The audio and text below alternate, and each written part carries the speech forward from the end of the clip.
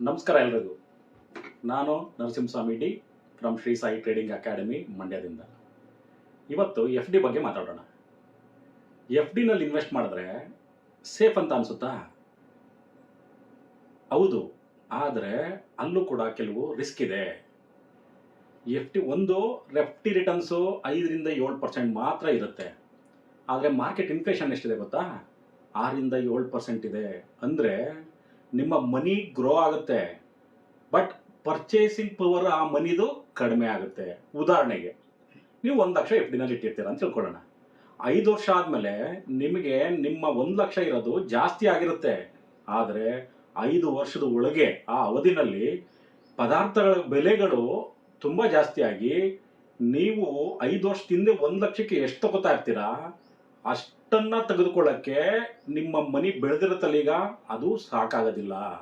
ಅಂದರೆ ಮನಿ ಡಿವ್ಯಾಲ್ಯೂ ಆಗುತ್ತೆ. ನಿಮ್ಮದು ಅಮೌಂಟ್ ಏನೋ ಜಾಸ್ತಿ ಇರುತ್ತೆ, ಬಟ್ ಅದ್ರ ಬೈಯಿಂಗ್ ಪವರ್ ಅಂತ ಹೇಳ್ತೀವಿ ಅದನ್ನು, ಅದು ಕಡಿಮೆ ಆಗುತ್ತೆ.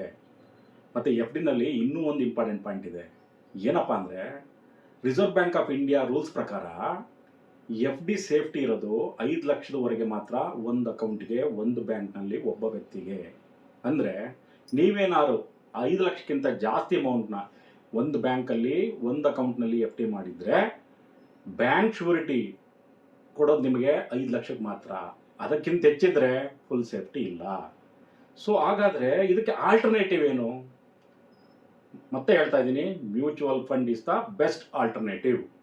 ಲಾಂಗ್ ಟರ್ಮ್ನಲ್ಲಿ ನಿಮಗೆ ಮ್ಯೂಚುವಲ್ ಫಂಡು 10-12% ಕೊಡುತ್ತೆ.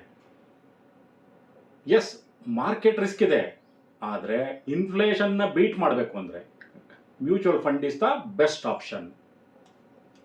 ಸೊ ಸ್ಮಾರ್ಟ್ ಇನ್ವೆಸ್ಟರ್ ಏನು ಮಾಡ್ತಾರೆ ಗೊತ್ತಾ? They don't save money.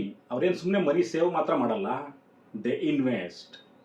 ಆದ್ದರಿಂದ ನೀವು ನಿಮ್ಮ ವೆಲ್ತ್ ಕ್ರಿಯೇಟ್ ಮಾಡಬೇಕು ಅಂದರೆ, ಲಾಂಗ್ ಟರ್ಮಲ್ಲಿ ಇಡಬೇಕು ಅಂದರೆ ನೀವು ಎಫ್ ಡಿ ಮಾಡಬೇಡಿ, ಮ್ಯೂಚುವಲ್ ಫಂಡಲ್ಲಿ ಹೂಡಿಕೆ ಮಾಡಿ.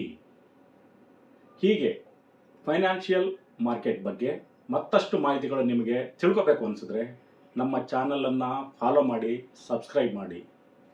ಧನ್ಯವಾದಗಳು.